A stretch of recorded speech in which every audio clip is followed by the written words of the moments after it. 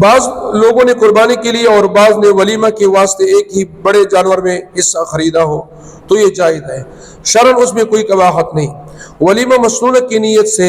قربانی کے جانور میں حصہ لینے سے کسی کی قربانی باطل نہیں ہوگی۔ کسی نے اس میں عقیقہ کا نیت کی ہو، کسی نے اس میں نفلی نیت کی ہو،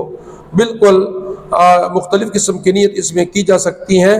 کیونکہ ان ساروں کا مقصد اللہ تعالیٰ سے رضا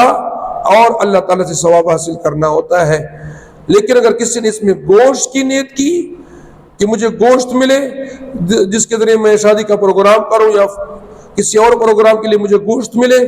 تو پھر اس طرح نیت کرنے سے ساروں کی قربانی خراب ہو جائے گی۔ وہ سڑی ولیمے دا پارا نیت پکا، بل سڑی پکے عقیقے دا پارا نیت پکا، بل سڑی پکے نفلی قربانی دا پارا نیت پکا،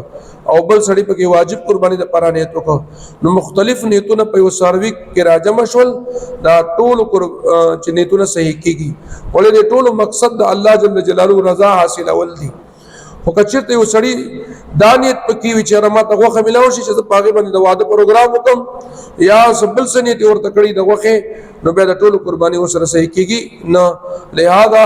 هر یو نیت چې کې خالص الله رضا دپاره به یې کوي۔